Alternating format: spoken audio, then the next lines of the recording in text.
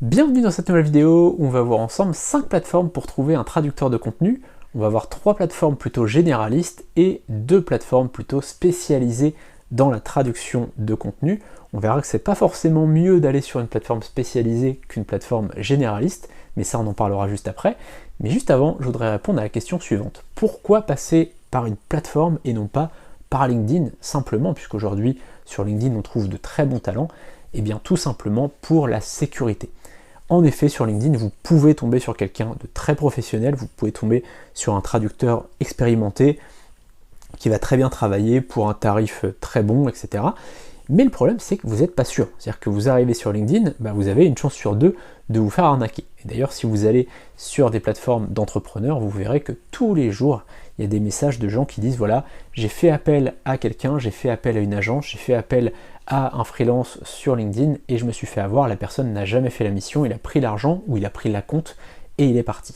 Là, les plateformes, le gros avantage, c'est que c'est un tiers de confiance. Vous avez la plateforme au milieu, vous avez le client et le freelance. Finalement, le client paye d'avance la prestation et le freelance ne touche l'argent qu'à la fin de la mission.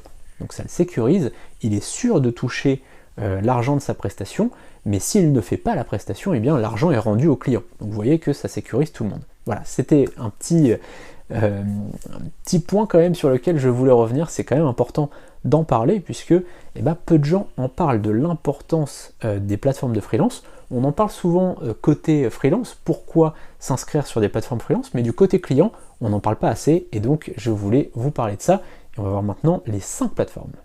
La première plateforme, c'est befreelancer.com, je vous ai mis le lien dans la description, vous avez tous les liens dans la description, donc n'hésitez pas à cliquer directement plutôt que faire une faute et aller sur un autre site. Befreelancer.com, c'est une plateforme digitale avec différents métiers. Des développeurs, des graphistes, des web designers, des rédacteurs, des traducteurs, en fait tous les métiers, monteurs vidéo, voix off, etc. Vous pourrez vraiment trouver tous les métiers sur Befreelancer.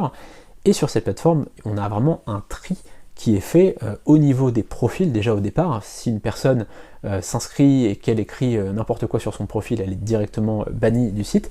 Et puis pareil sur les services, puisque un service sur 5 environ est accepté, voire moins. Donc vous pouvez imaginer quand même qu'il y a une vraie barrière à l'entrée et tout le monde ne peut pas s'inscrire sur Befreelancer. Donc voilà, ça c'est une première plateforme sur laquelle vous pouvez trouver un très bon traducteur. Il y a de plus en plus de langues et d'ailleurs on est en train, parce que je vous le dis très honnêtement, Befreelancer c'est une plateforme que j'ai co-créée, j'ai oublié de le dire juste avant, c'est une plateforme que j'ai co-créée avec Léa, ma compagne et associée, et donc on est en train en ce moment de mettre en place un système de recherche par langue, c'est-à-dire que vous mettrez la langue d'arrivée, enfin la langue de départ, la langue d'arrivée, le nombre de mots et directement vous trouverez les personnes les plus qualifiées, en tout cas les personnes qui parlent ces langues, qui ont un service dans ces langues, donc vous trouvez tout simplement, très simplement, des personnes qui seront dans ce que vous recherchez. Donc ça c'est le gros avantage de Befreelancer, mais on a d'autres plateformes qui proposent ça évidemment. En tout cas là il y a de plus en plus de langues, on commence à recevoir de plus en plus de candidatures de freelance et donc ça c'est très intéressant pour vous si aujourd'hui vous recherchez même des langues qui sont un peu moins connues, enfin un peu moins utilisées comme le hongrois par exemple, et bien on commence à avoir des freelances dans cette langue, donc ça peut être très intéressant pour vous. Ensuite, on a comup.com qui s'appelait avant 5euros.com, c'est une plateforme française aussi, comme Befreelancer, et vous allez pouvoir de la même manière trouver des freelances sur pas mal de langues. Alors là, ils n'ont pas de système de recherche avec la langue de départ, la langue d'arrivée, mais vous pouvez trouver pas mal de langues différentes. Alors forcément, ça va être un peu plus limité que sur Fiverr, qu'on va voir juste après, mais vous pouvez déjà trouver pas mal de langues, surtout dans les langues principales, on va dire les langues les plus parlées, vous allez trouver pas mal de choses, et notamment parce qu'il y a beaucoup de freelance français, donc toutes les langues qui sont, on va dire, proches des langues françaises, donc toutes les langues latines forcément, l'espagnol, l'italien, le portugais, etc., toutes ces langues-là, on va pouvoir trouver pas mal de freelance, et aussi toutes les langues européennes, l'allemand, l'anglais, etc., on va pouvoir trouver assez facilement. Après évidemment, sur des langues un peu plus rares, un peu plus exotiques, on va dire. Forcément, si vous cherchez une langue qui est parlée qu'en Inde, par exemple, eh bien forcément, on va plutôt aller sur Fiverr, où là, vous allez pouvoir trouver vraiment plus de choix, finalement, de freelance par rapport à ces langues. Fiverr, c'est une société israélienne qui est maintenant à la bourse de New York, et elle est vraiment connue dans le monde entier, donc il y a vraiment des freelances dans tous les pays du monde. Le seul inconvénient, c'est qu'en général, ils sont anglophones, donc il faut vous-même parler en anglais avec ces personnes. Ça peut être un problème si vous voulez une traduction du français jusqu'à une autre langue. Ça peut être un problème puisque en général ils vont plutôt traduire de l'anglais jusqu'à une autre langue ou de l'autre langue vers l'anglais. Donc ça peut être la problématique pour certaines langues qui sont un peu moins utilisées. Ensuite on va passer à deux plateformes qui sont vraiment spécialisées dans la traduction. Alors je disais que c'est pas forcément une bonne chose de passer par une plateforme vraiment spécialisée. Pourquoi? Puisque l'avantage des plateformes généralistes, c'est que vous allez avoir plein de talents différents. Vous allez forcément avoir plus de traducteurs, plus de choix, et vous allez avoir des gens qui ont des compétences multiples. Sur des plateformes comme Befreelancer, comme ComeUp, comme Fiverr, vous allez avoir des gens qui sont à la fois traducteurs, mais aussi qui peuvent mettre en ligne sur votre site WordPress, par exemple, les traductions. Ça peut être un exemple.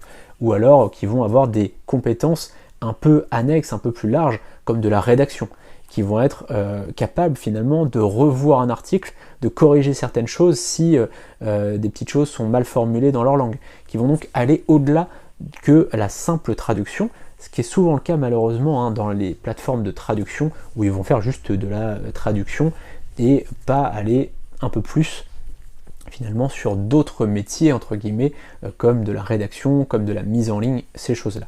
Donc là on a la plateforme tout simplement qui s'appelle Textmaster.com, c'est une société qui est gigantesque aujourd'hui, c'est vraiment une grosse société qui est implantée dans plein de pays, qui a en tout cas des langues à foison. Donc si aujourd'hui même vous voulez utiliser, comme je disais, des langues qui sont un peu moins usitées en Europe ou en France, eh bien vous allez trouver forcément.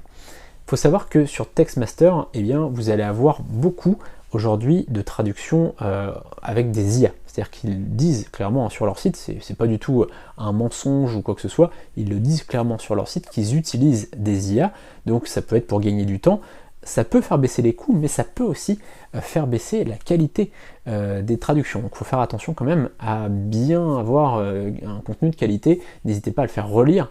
Alors justement, les traducteurs ils vont utiliser des outils de traduction et eux-mêmes un petit peu relire les contenus, mais si vous avez des grosses traductions à faire, faites-en quelques-unes d'abord, faites vérifier par un natif, d'accord, pour vérifier que le contenu est de bonne qualité, et ensuite continuez la commande. Mais ne faites pas directement une très grosse commande sur Textmaster, on ne sait jamais si le traducteur était pas suffisamment sérieux et faisait que relire vite fait, bon, ça pourrait poser problème. Et enfin la plateforme traduc.com, le lien comme tous les autres est dans la description. Vous allez trouver ici, c'est pareil, vraiment des talents de traduction, pas forcément qui vont aller sur d'autres choses comme de la rectification, etc. Mais au moins vous allez pouvoir traduire votre contenu. Là ils disent clairement sur leur site que c'est 100% humain, donc c'est vraiment de la traduction faite par des humains. Et finalement comment ça se passe sur traduc.com, vous allez dire ce dont vous avez besoin, ils vont vous mettre en relation avec plusieurs traducteurs et vous allez choisir celui que vous souhaitez, celui ou celle que vous souhaitez.